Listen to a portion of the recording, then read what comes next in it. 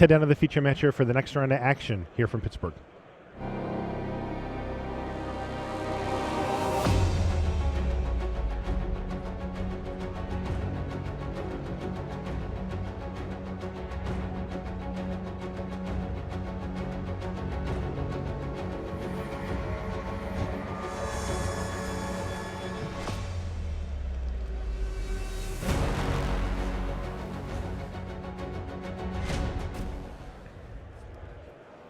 Hello and welcome to coverage of Grand Prix Pittsburgh. I'm Marshall Sutcliffe in the booth with Randy Bueller, and we're underway in round 6 where we've got Matt Sperling, who's off to a nice little start here with a Noble Hierarch. Passes the turn back to Ben Friedman. Now, Ben has a pair of Bloodstained Mires.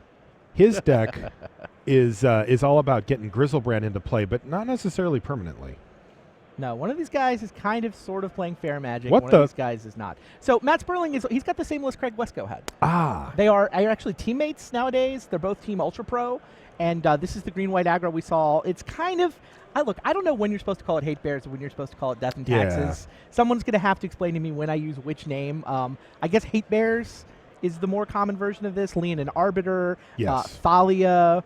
You know, it's got Aven Mind Sensor floating around here, but it's also got a bit more of a, it's actually got Linvala for tasty shut down your creature that abilities. Does a lot of work, yeah. Could be very relevant to this matchup, in fact. Yeah.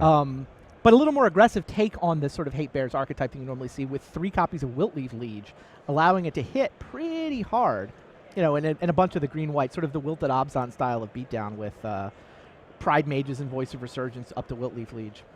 Meanwhile, though, is that Time of Need? Yeah. Of course it is. Grizzlebrand is needed. Matt Sperling actually sitting on an Aven Mind Sensor, but was not able, didn't have the mana up to fizzle that Time of Need. Well, not maybe. You know, let him look. You get to look at the top 4. Sure. Get some cards. All right. Ben Friedman has acquired a Grizzlebrand. Now, can he cheat it into play? And can he go off and win from there?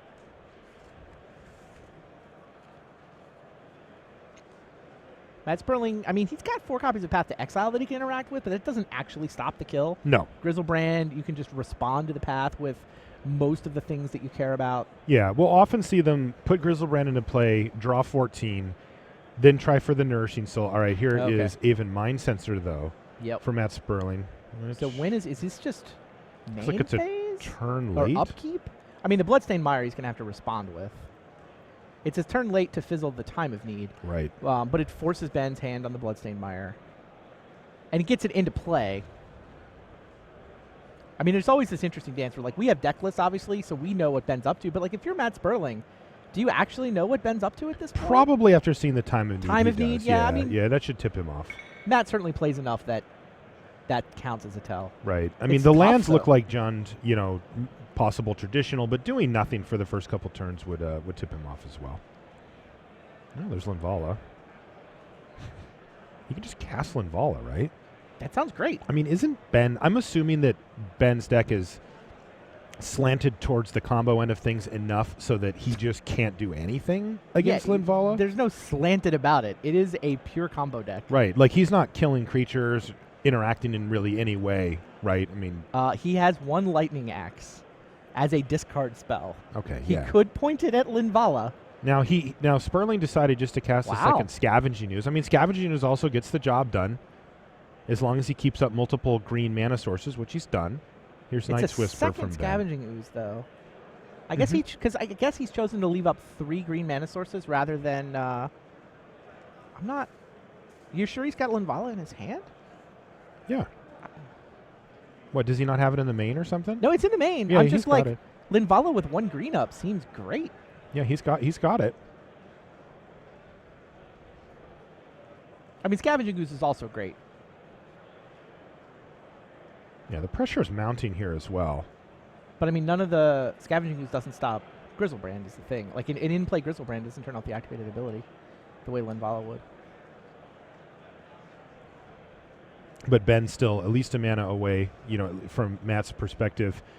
A card like Simeon's Spirit Guide could get him there if he went for Through the breach? Right. Yeah, which Dodges the scavenging ooze. Right, which dodges the scavenging ooze, and it is a reason why you may want to play Linvala there, but he didn't. He's got the double ooze, and he's just crunching him. He's going to kill him next turn.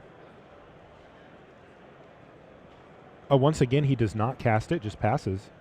Like I said, I haven't seen this card. I can't believe Matt has Linvala in his hand here. It's right there. Right? Wings. She's got like 4 pairs. Yeah. This is Through the Breach. Here's Through the Breach, which puts Grizzlebrand into play. Uh-oh. Right. Yeah, Scavenging Ooze doesn't do anything about the Through the Breach half of this combo. Right, and the Aven Mind Sensor who cares? Doesn't do anything yeah, either. No, exactly. Draw 7. So he's only going to get to draw 7, but like he could just win here, right? Right. He's already got Borborygmos in hand, which I don't think is what he really wants, but he's got a World Spine Worm, but he needs to find Nourishing Shoal to basically buy him 14 cards off the top of his library. That is the plan. Nourishing Shoal? Well, he has a Manamorphose and 2 Simian Spirit Guides, so he does have the ability to peel if he didn't hit it, and I don't see one.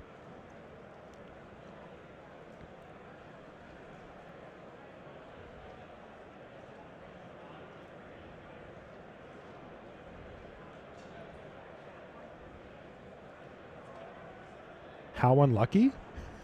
Well, he only got 7. Like, yeah, it's true. Like we said, the deck is a little bit on the fragile side. You have to draw both a Nourishing Shoal and a Worldspire Worm. I think he's got the worm, but not the shoal. I think he's going to go for that Manamorphose. Well, I mean, what else are you going to do? He's going to lose if he says go. Maybe it's the top card. Whee!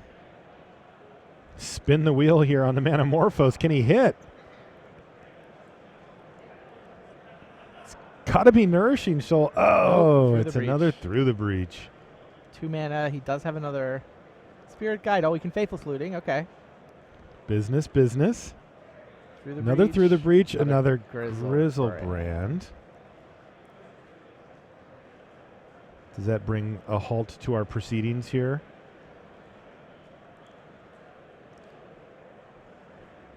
He needs more mana to be able to flashback looting, right? Yeah, it's 3. It's 3 to go, and he's only got 1 floating. He has... Oh, he does have 1 other Spirit Guide there. Yeah. He's already used his land drop. He needs another, though, right? I mean, he's figuring out what to discard, but it doesn't... I don't see how it's going to matter. Spirit Guide for... He's got a Night's Whisper. Okay. Well, he gets a lot of shots at it. He's seen a heck of a lot of cards. Grizzlebrand and a land. Wow. He just cannot find it. Yeah, he's drawn 5 since the Grizzlebrand activation. So, draws 12, misses. Draws 12, misses. And passes the turn back. And dead. Eat it. All right. And Ben Friedman has seen enough, but...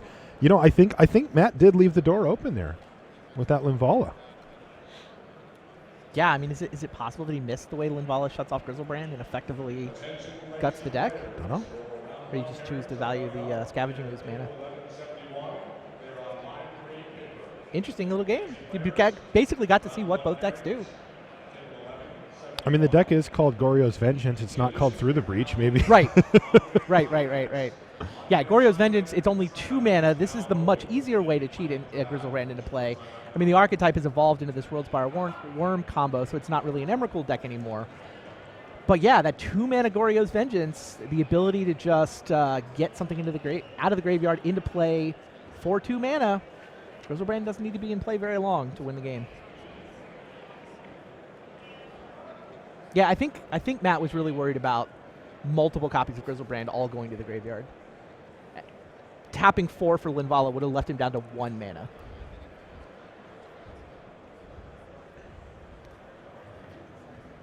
It's Brad Nelson once again failing to cooperate with us on the back table. Shuffling at the same time our table 1 is shuffling. It does look to be the case. He did that last round too. Come on, Brad. Team player. Brad's opponent, by the way, that is Osyp Lebedowicz. Yeah, we don't see him out too often. No, he's a New Jersey native, so probably was able to drive here, I would think. Playing a Splinter Twin deck. Pro Tour champ. Yeah, no, Osyp is good. Like, at the point where he retired from sort of playing regularly on the Pro Tour, I thought he was a Hall of Famer. Okay. I mean, he was the best player in the country for a stretch there. He was a deck builder in addition to a player, but like when the dust settled, you add up the numbers, only had 3 Pro Tour top 8s, did have a win. He's got another, half dozen deep runs on the Pro Tour. But definitely was a couple of years there where he was just always in contention and felt like, always in contention with the Pro Tour, felt like one of the best players in the world. Probably the best American player at that point in time. When was this? When was his era? Early 2000s. His win was in Venice.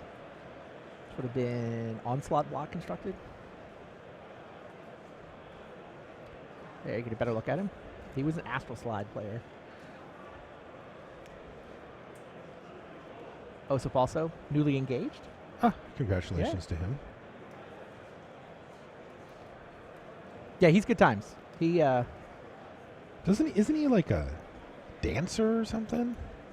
He always claimed to be like a world-class salsa dancer. I was never sure whether to believe him. To this that day, says a lot about him, right? That you don't right. know quite if he's telling the truth. Like, to this day, I don't actually know how serious he was. That's great. I think it's funny because Pierre Canali came along, won a Pro Tour with an Affinity deck, who actually does do competitive salsa dancing. Does he really? Yeah, Osyp stopped telling the story quite so much at that point. It sort of retconned. In case there was a dance-off at the Pro Tour. I think he was legitimately afraid of this.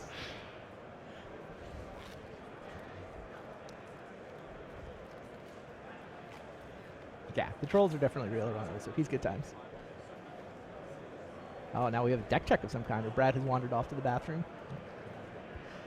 A Brad room break, says Rashad. Should find out who won that first game. Do we have an update on that? Yeah, Brad did. Brad won the first game. Are you sure this isn't just like some type of tag team magic? Do you get to tag a judge in? Yeah, grab a judge. You play game 2. Like, you get to tag a judge, or you have to You tag get a judge? to. It's a new format I'm working on. Interesting. Scouting the judging crew would become a really interesting skill. Like, yeah. Who's here this weekend? Who do I want to tag in? There's some really good judges, and a few of them are playing in the event. Right, but some GP champs out there. You don't really think about it. Of course. Suddenly you have to care about this whole new aspect of who's in the room. I like it. We mentioned before, Brad is on Infect. Osyp is on Splinter Twin.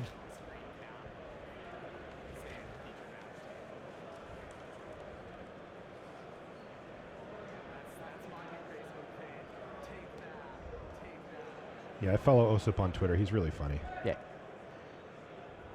He's got a great sense of humor. Meanwhile, back in the land of Grizzlebrand, the Lightning Axe. It's a pretty hilarious discard enabler, don't you think? You have to have a creature, but kill your creature and discard my Grizzlebrand? I gotta feel like Ben is going to enjoy that turn 1. That's not bad. It's an instant, right? Lightning Axe? I don't even remember. Bad draft commons from years ago. Yeah, it's an instant. Yeah. Is he on 1 land? Is that the debate? Or is he just Captain now Sperling is mulliganing? I think that's where we are. Yeah, I think that's what happened. I mean, 1 land discard enabler Grizzlebrand might be enough to keep, right? Yeah. I'm not convinced it's a 1-lander. He's shuffling through it pretty fast. Oh, there's a Faithless Looting, and there might be a second land? There's 2 lands. Oh, yeah. 2 land. Oh, that call's great. Yeah, you know what he... Knight's Whisper. No, it does not have the Goryo's Vengeance, right? Yes, that's what he's missing here. But he's got the looting, like you said. He can take out this this Hierarch or the follow-up play if he'd like, using his Lightning Axe. He chose not to pay the 2 life for the blood. Yeah, that's interesting. I mean, if he's got a Faithless Looting anyway. Yeah. Also, the fact that Lightning Axe is an instant is relevant, because so is Goryo's Vengeance. Sure. So, he may be able to find an opening. And yeah, he goes for Knight's Whisper here. He's not messing around. Yeah, I mean, against an opponent with Scavenging Ooze in their deck, you don't want to just get Grizzlebrand in the graveyard as soon as possible.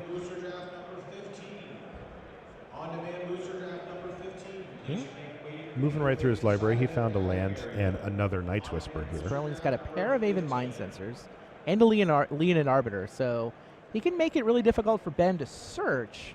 It's just, is that what Ben cares No, about? Ben has already used a couple of fetch lands. Now you can turn off a tech edge. Turn off tech edge becomes strip mine with Lean and Arbiter in play. There's a Nourishing Soul off the top for Ben.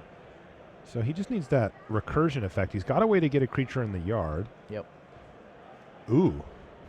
Anger of the Gods seems good in this Anger of matchup. the Gods does seem good. Ben's going to be very cognizant of Aven Mind Sensor here before just playing and cracking a fetch land. He's going to be real Yes. careful about that. Yeah, I think he's also a little less worried about Scavenging Ooze now that Matt declined to play one. Yeah, Like, Matt could have gone Scavenging Ooze with a green up. If he Yes. had one in his hand, he almost certainly would I have. agree. Yeah. But the Aven Mind Sensor threat is definitely real. That does complicate Ben's thinking here. Fetch lands, you just get used to your fetch lands always making mana, and then somehow... I wonder if Ben took out Time of Need. He's got 3 of them. I don't know how critical it is to how the deck actually runs. It seems like a nice card to have, but Matt has a lot of ways to stop you from searching it. And I think Ben's deck outside of fetch lands can kind of ignore that. You know, this Aven Mind Sensor and... Sperling throws it down end step. Yeah. I think it was actually a Temple in Ben's hand anyway. He chose to discard the Temple to the Faithless Looting and then play Night's Whisper. Yeah, Temple of Malady there.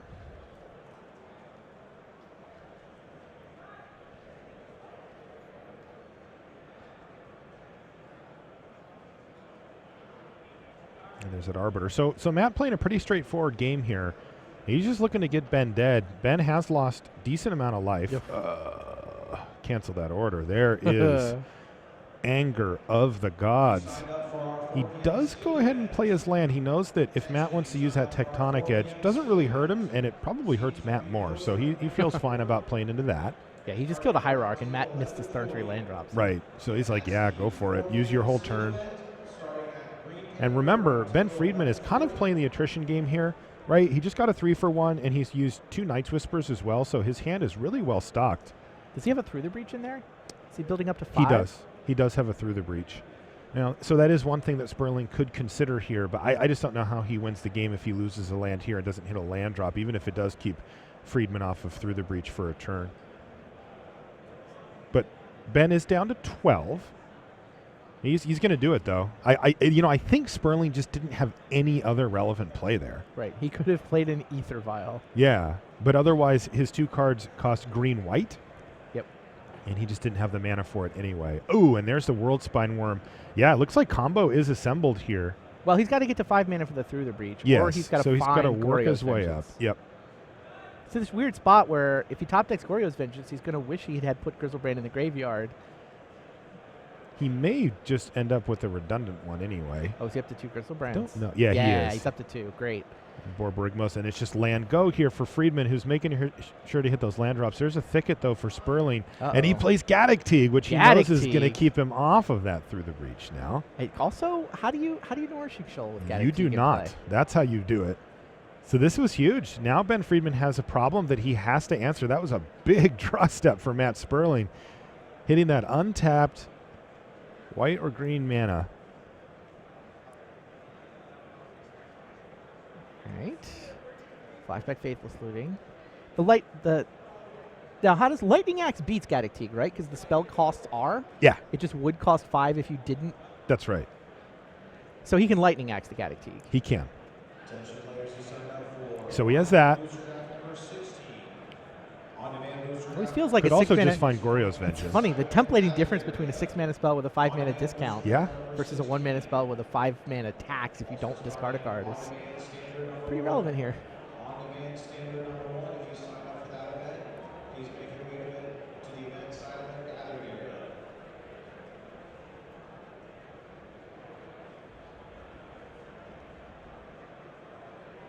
Yeah.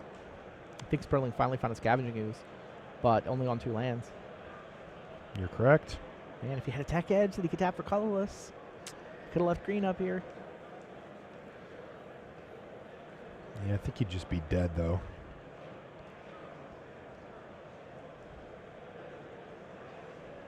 Sperling doing the dance here, trying to keep Ben Friedman away from the things that he can keep him from, and has done a decent job of it, too. Ben needs to hit untapped land here Still doesn't have Goryo's Vengeance. Well, right? by next turn, yeah. But he still does. He does have the Through the Breach, so he's going to want to use his Lightning Axe at some point here. He has a Spirit Guide in his hand, right? I'm a little bit surprised Yes. he didn't Lightning Axe end step. Like, he could have axed Gaddock Teeg end step. Why didn't he? I don't know. That's what I was trying to figure out. Like, I'm not going to claim to be an expert in the Goryo's Vengeance deck, but it seems like he had Simian Spirit Guide for Through the Breach after taking out Gaddock Teeg. That is how I saw it, too. Wait, is he discarding that axe now? And I think he's planning. Ah. It's like, all right, that's axe and a card to discard to axe. Then what am I doing with the rest of my hand? Like, after I do that, but like his mana is the thing that he's constrained on. Yeah. He needed to axe end step. Only the one Spirit Guide. Okay. He summons Simian Spirit Guide. Simian Spirit Guide. Wow. And now Matthew gets to untap with Scavenging Ooze. What just happened?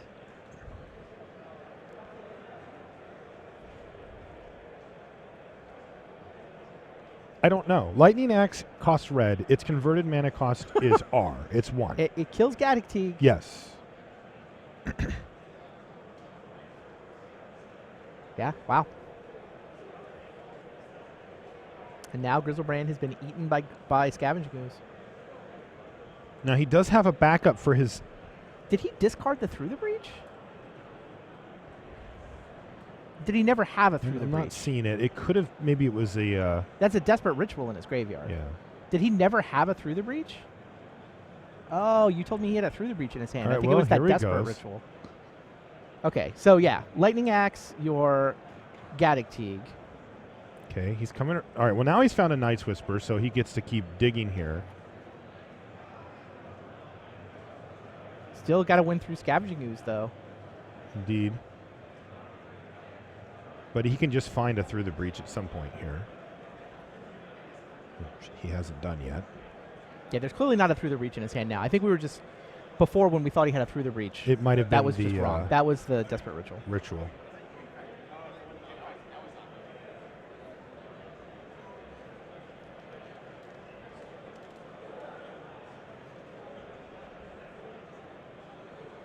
Yeah, head and hands. Somehow, Sperling was mana screwed, had only one colored mana for the first 4-ish turns of the game. Ben swept the board with Anger the Gods. And he never found a way to get Grizzlebrand into play. He didn't find a Goryo's Vengeance or a Through the Breach. I mean, how many cards has he gone through? There's what? A dozen in his yard? 15 between including the Exile Zone? I mean, he's seen almost half his library at this point. He's seen at least 25 cards. Yeah, he has had a lot of time and is churning through it pretty quickly here. I think he's just 0-4 reanimation spells. And that's even counting counting Through the Breach's reanimation spell. Maybe he shaved to get sideboard cards in. I don't know exactly what he cut. Could be. But there's 4 and 4 in the main. He's gone 0 for this game. He's got a chump block here. Yeah, Sperling playing a lot quicker. He seems kind of like shuffling his hand with a little more nimbleness and pep in his step. I mean, this is getting right down to it for Ben Friedman. Yeah. Like you said, he's drawn infinite cards, and he cracks a fetch land only to get Aven Mind Censored here. So let's look at the top 4. Through the Breach. Nope. Shuffle away. Of course, he sees breaches. exactly the cards that he wanted to see on top of his library, and no lands, and that's got to sting. He should have cracked that fetch land main phase, where there was no Aven Mind Censor threat. He finds a land. Yeah. Can he do anything? He's facing lethal. He can scry. Does that count? How is he scrying? Oh. Yeah. Can't even do that. He can flashback. Faithless Looting. All right. Does that do anything? Oh, there's an Anger of the Gods, but it's way too late here. Well, if he Nourishing Shoals, does he have Nourishing Shoal Worldspire Worm to gain life? I believe so. Yeah, he's got 2 of those and a Worldspire Worm. So that buys a turn. And then on that turn, I guess Anger doesn't even kill Scavenging Ooze at this point. No, it doesn't.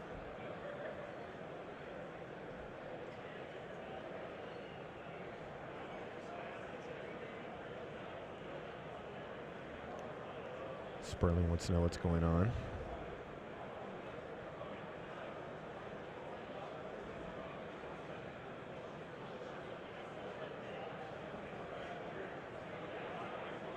Kill you? 6. No, not actually dead. Gain a trillion.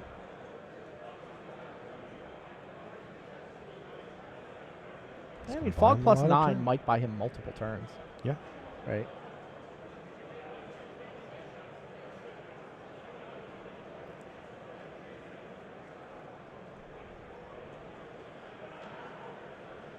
Sperling's going to see if there's any more faithless lootings to eat up here. There are not.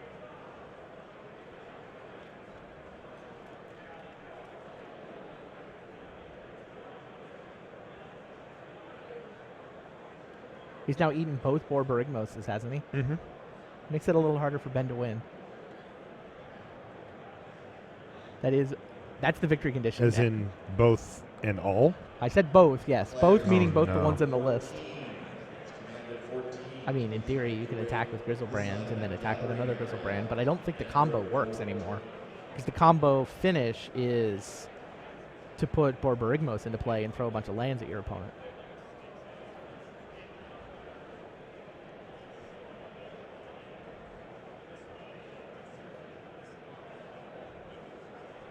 You have to start through the Breaching Worldspire Worm.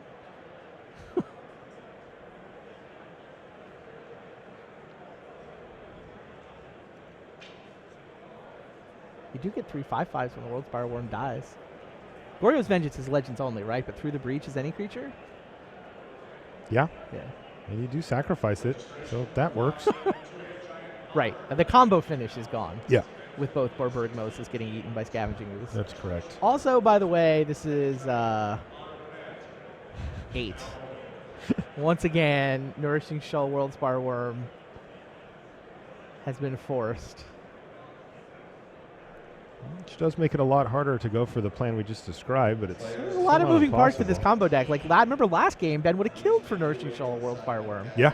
He got the Grizzlebrand into play last game, but was only able to draw 7 cards and then, like, kind of scrap his way through another 5. Could not find that combo. This game, he's just drowning in Worldspire Worms and Nourishing Shoals. Has not come up with either Goryo's Vengeance or Through the Breach. And at this point, Goryo's Vengeance doesn't even work anymore because of the Scavenging Ooze.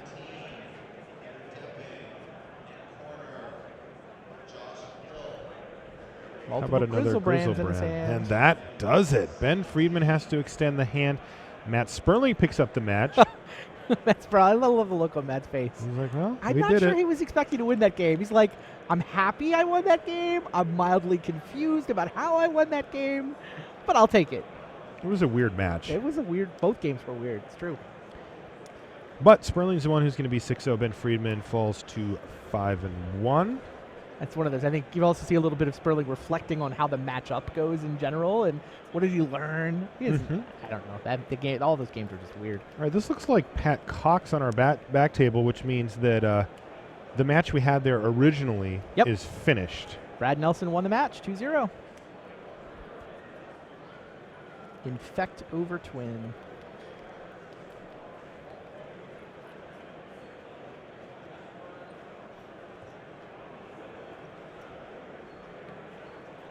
So yeah, Corey Burkhart and Pat Cox. Here we have Pat Cox, known Wild Nicodle enthusiast, playing Twin. There are a fair number of Wild Nicodles in the room this weekend. You know, there are a lot of people playing It's true. Nicodle archetypes. Card's actually good right now. I looked at the RPTQ, the regional PTQ deck lists that won. So that's the top 4 from each of the RPTQs, of which there were, I don't know, 30 or whatever. Yep. And yeah, there were a reasonable number of Wild Nicodles in those lists. Either in the predominantly red deck or in a multicolored zoo list. Yep. But card was everywhere. Meanwhile, Corey on the deck that you would think is the most played deck in Modern if all you do is play Magic Online. Grixis Control is everywhere. Hasn't really dominated the Premier events the way it has dominated Magic Online, but Looks like Tassiger's on the way here. Could be an angler. All right, Tassiger it is. And that's going to prompt Pat Cox to crack a fetch land here. Does he have an answer? Maybe a cryptic. Oh, geez. Full value cryptic command. He's got to be loving that. And that's going to be a Jace Fringe Prodigy. Is that right, Randy? I assume. In all formats at all times. Oh, yeah. Jace Fringe Prodigy, very good. I expect to see plenty of him in Vintage. Oh, yeah. Vintage Super League coming back on Tuesday. There, Jace will be there. I'll be there. Jace will be there.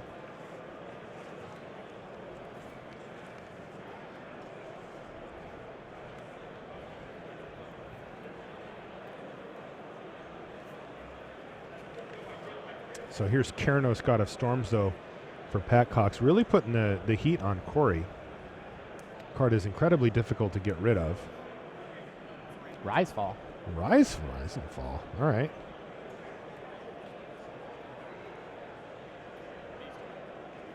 This is into Turok mode. Those two. Discard them. Grixis control is just all 2-for-1s. Like, you think Jund is full of 2-for-1s. Grixis control is like, I'm going to out 2-for-1 everyone. I like that idea. Right down to playing Pia and Kieran Delar.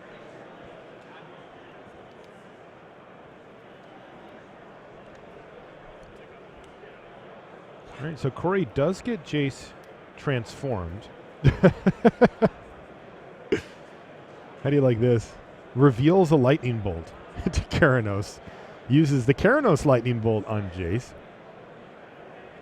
Are you saying there's I'm seeing the more theme lightning here. bolts where that's coming from? Lightning bolt theme deck. That's going to actually get Ooh. dispelled here, which isn't the end of the world here for Pat Cox. Well, especially since he's got Snapcaster to make sure that Jace stays gone.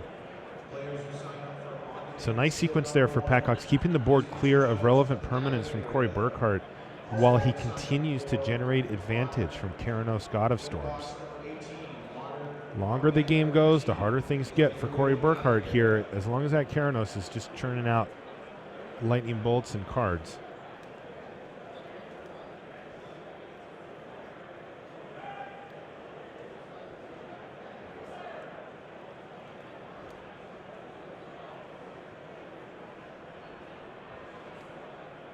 Is this a Snapcaster for Burkhart? I think so.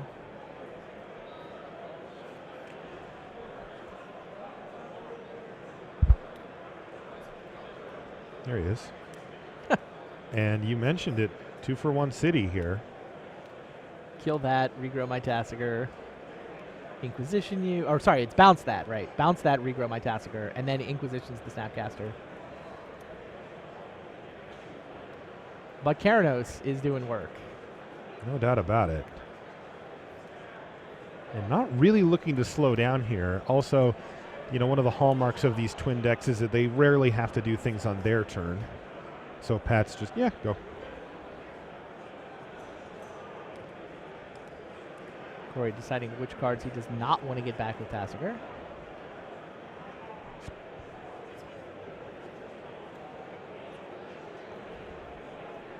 You can see that Corey's also left up Tasigur activation mana here. Oh, yeah. Oh, here's a Deceiver Exarch, though, for Pat Cox. So testing the waters. And he's just going to force the issue here. Yep. Yeah, and it turns out that Corey has a Terminate, but this really just puts Corey in a bad spot because if he wants to get that Tasigur value, he has to tap out. Not something you want to do when the twin player has a Deceiver Exarch in play. Right. So here's Cryptic Command off the top. He decides, I don't have enough burn to actually finish off Tasigur, so I'm just going to hit you with a bolt.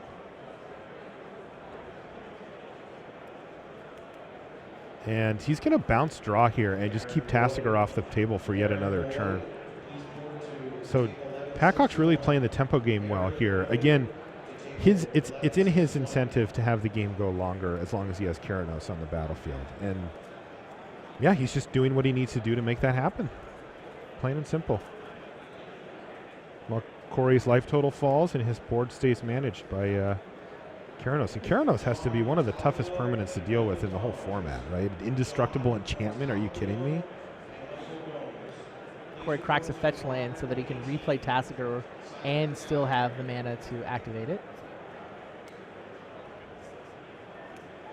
Decides Snapcaster is the card he prefers to draw. Tick-tock, bolts you down to 9. Yeah. Yeah, cracking that fetch land, he paused and then had to think about it. Because it is a whole turn, the way the game versus Keranos is playing out.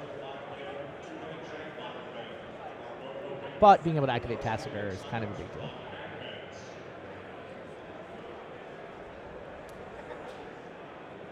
One on top there from the Serum Visions.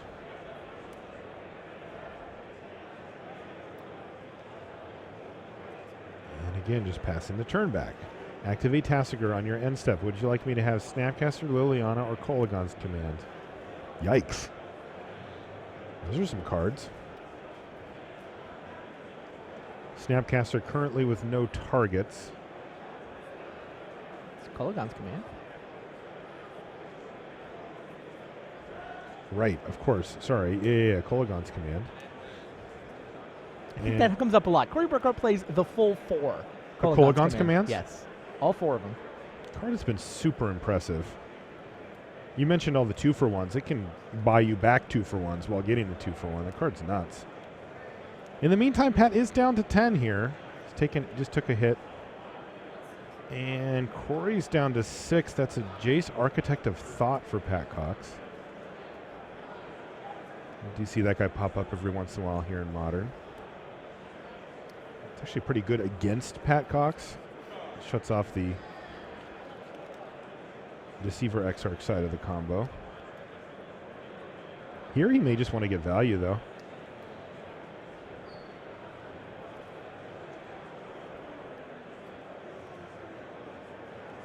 Yeah. Going to go for some value, but you know what? Corey's got a response. Cracking a fetch. We're in game 2. Corey's up a game here. Yeah, you can see how these games would last a while. This one certainly has. Yeah. And we finished 2 matches before we got here. Yeah, we moved this one over. Wasn't even in the camera match to start the round. So the Kolaghan's Command, the 2 damage will get redirected to finish off the chase. And Corey will put a Snapcaster in his hand. Now you can resolve the activation of Jace Architect of Thought. Yeah, and Pat's just going to get a lightning bolt because he knows he's got Corey down to 5 here. Keranos can hit a bolt here. Maybe end the game. Yeah, Pat doesn't know whether Corey has any more Dispels in his hand. He showed him Dispel earlier. We do, though. There are not, in fact, any Dispels in Corey's hand. I think that means Pat just should fire off a lightning bolt here, right? It does look like he's thinking about doing just that. Be it 2. Good luck beating Keranos from here. Any non-land spell now finishes him off. Now, how quickly can Corey deal damage? That's the question, isn't it? Tasigur drops him to 5. That's basically a bolt and a Kolaghan's Command. They're only the Kolaghan's Command, and one of them can come back off Snapcaster. Yeah. Kolaghan's Command. If Corey had top decked a lightning bolt, he would be able to deal the 9 here. That's right. But all he's got is the Snapcaster part, so he's got to fade this draw step.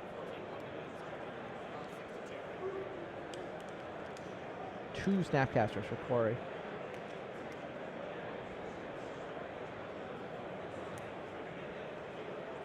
Survey says... Oh, it's a land! You may have said land. He gets to draw another card, though.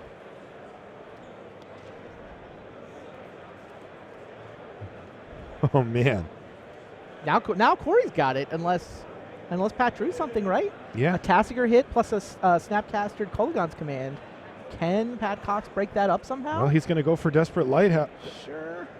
He found a lightning it's bolt! Lightning bolt! He did it! God. Wow. I know he just asked Corey how many cards he's got in his hand because he's worried. Right. Oh, and now he's going to get, Corey's going to tap himself out. And this is going to be Spell Snare. And now Pat's hoping that he fights him on it. Yeah, he drew that. And he says, yeah, well, before you get any more cards, how about we lightning bolt you? And go to game 3. So Patrick Cox right down to the wire. Wow. Finds that bolt. Turns out he had an answer to the Snapcaster anyway. Indeed. Although I guess he didn't have an answer to the second Snapcaster. That was pretty good stuff. You see a little smile there from Pat Cox, and why not? Sure. Got him. Yeah, someone takes that last card.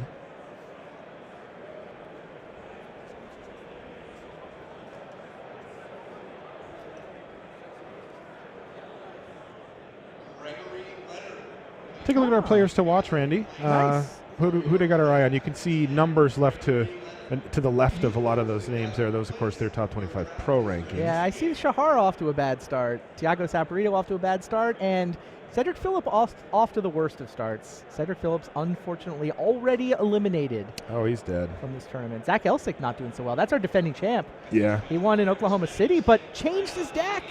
He's not playing Lantern this weekend. I don't understand that. I called him Lantern guy. Like I did too. I think he's decided that deck, he's played like 30 rounds of that in his last 2 GPs. God, 30 Mix it up a little. rounds. Sorry, 33 rounds. I Yeah. forgot about the 3 top 8 matches. A lot of players here, right? You see fully 13 ranked players. A couple more Hall of Famers. Who's still undefeated? Cuneo, Jensen, Calcano, sure. Craig's doing well with the green-white. Siggy. And then Reed Duke with Storm is 5-0. Alexander Hayne 5-0 with Bloom. Yeah, gang's all here, mostly winning. Yeah, there are definitely some tough starts there. Tiago and Shahar, they're 0-2, right? I mean, Yeah. They got the 3 buys to help them out, but it's not going to do.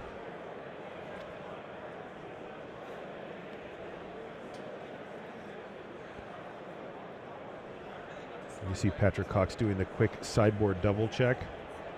I do that too. Sure. I'm a big double checker.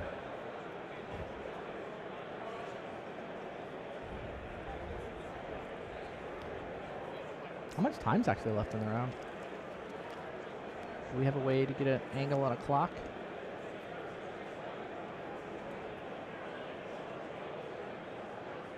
Sounds like they have about 8 minutes left. So there's going to be a sense of urgency here. Yeah, which means they've taken 42 minutes to play 2 games. Their average game length is at 20. Yeah.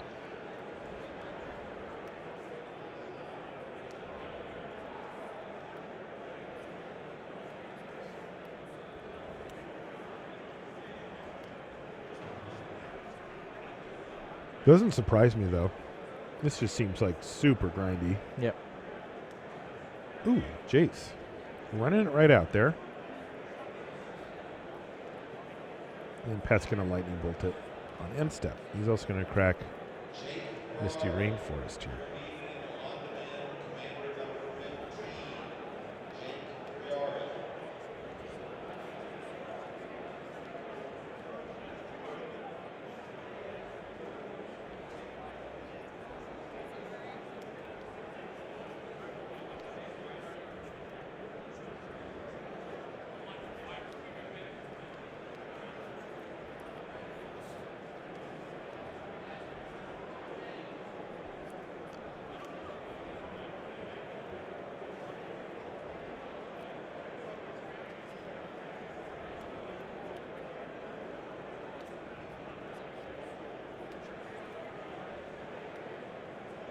Getting aggressive here.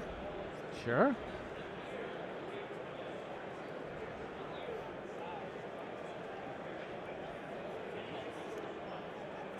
All right, rumble mode. I mean, there's not a whole lot going on here, but Pat Cox is taking a fairly aggressive route. He's not just going to sit back this time. Yeah, I mean, I think you do that with 8 minutes left on the clock anyway. Sure. And it is certainly a mode the Twin Deck has. Yeah, you'll often see them posture for a long time about the actual combo, and then eventually kind of slip into this mode where it's like, can I have this? Okay, sure. Flashback a lightning ball? Okay, fine. And then you're like, attack you for 2, and they're like, okay, I'll take the 2, because they just, live in fear of the combo, and next thing you know, they're facing down lethal damage, and Pat's just making no qualms about it. He's just going for it here. Ah! Jeez, and you can see why. Look at this draw. Yeah, that lightning bolt gets a dispel. Okay. Still. That's definitely good news for Corey Burkhart that at least he had that, because he is getting thumped down to 8 life here. The funny part is that, Pat Cox, he does play those aggressive decks. We're talking about his love for Wild Mikado earlier. And he knows how to turn the corner. And sometimes you turn the corner pretty early. He's just burning him out. Wow. No 4th land for Corey Burkhart. He can kind of scuffling a Jeez. little bit. He is cast burn spells like every single turn here. Dispel that. No, remand it. He's got an extra blue mana floating. Yeah, or he probably spends it available. here. That resolves and then just dispel it anyway. Sure. But Pat gets a card deeper in his library, though. He This also way. uses up a bunch of his mana here and puts Corey Burkhart down to 4 with only 1 attack step to kill him. Go. 4 mana. What is this? Pia and Kieran. Yeah, and Nalar. Kieran, but Nope. that has Cryptic Command, and Pat Cox finds the win, improves to 6-0 over Corey Burkhart. What an aggressive start. Snapcaster, bolt, electrolyze Cryptic. That is pretty nice stuff from Pat Cox there. That'll get the job done. So I guess that's going to do it for the live portion of round 6. That's right. So that'll do it for this round. Yeah. Yeah, but how about for the games, Rashad? Can we watch a game? Yeah, we have a turbo match recorded, right? We have Huey. Yeah, let's watch the last game. So what we're doing here, so should we wrap up this one? All right, so that's going to do it for live coverage here from round 6. We'll be back in just a second.